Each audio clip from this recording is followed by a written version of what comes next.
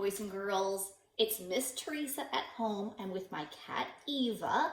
This week we are learning about spring and also the letter W. So I have a book to share with you all. See if you can find the word that begins with W in the title of our story. The name of it is Flora's Very Windy Day by Jean Birdsall, illustrated by Matt Fellin.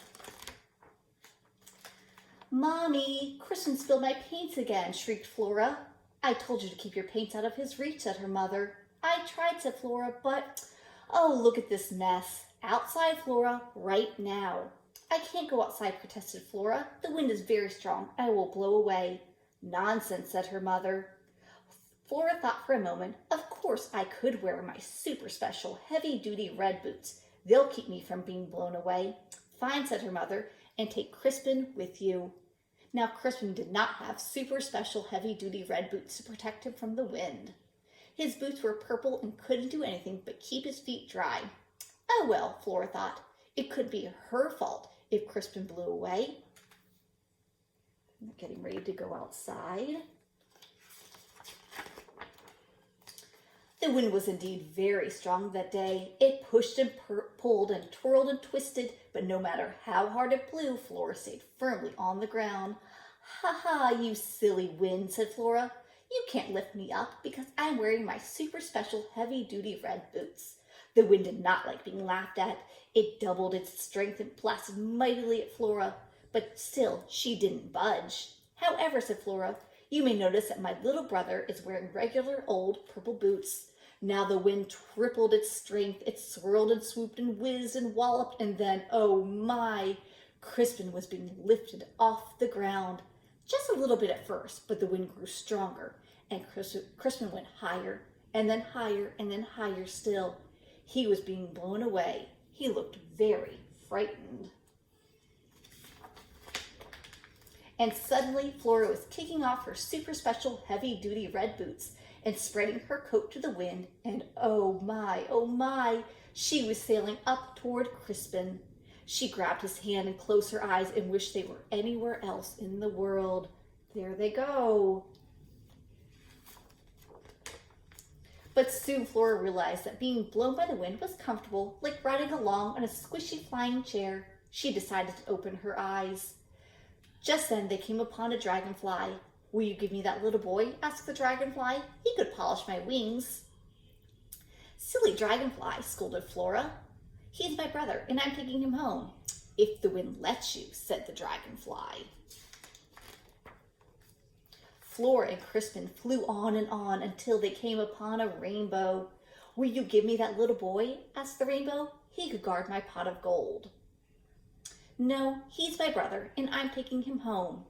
"If the wind lets you," said the rainbow. Flora and Crispin flew on until they came upon a cloud. "Will you give me that little boy?" asked the cloud. "He could squeeze up my raindrops." "No, I won't give him to you. He's my brother, and I'm taking him home." "If the wind lets you," said the cloud.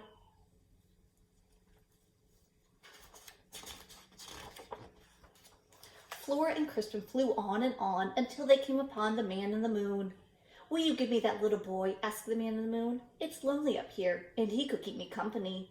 But the man in the moon had a kind face, and he did look awfully lonely. But there were no chocolate chip cookies on the moon, and Crispin was so fond of chocolate chip cookies. "I'm sorry, but I can't," said Flora.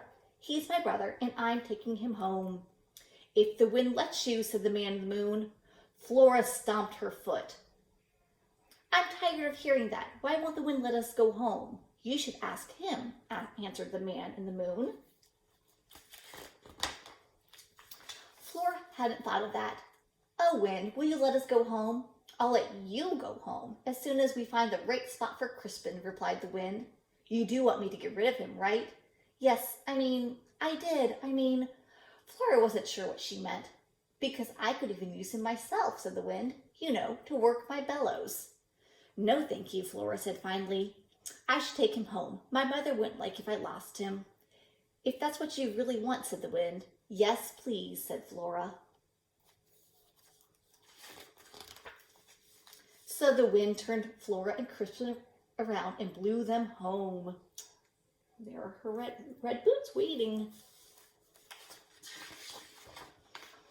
Flora put her super special, heavy-duty red boots back on, then straightened Crispin's hat and brushed a shred of rainbow from his coat. She rang the doorbell and her mother opened the door. I decided to bring Crispin back, Flora told her. From where? asked her mother. From the moon, said Flora. Nonsense, said her mother. Now come inside. I've made chocolate chip cookies. The end. I hope you all enjoyed that story, and I'll see you soon. Bye.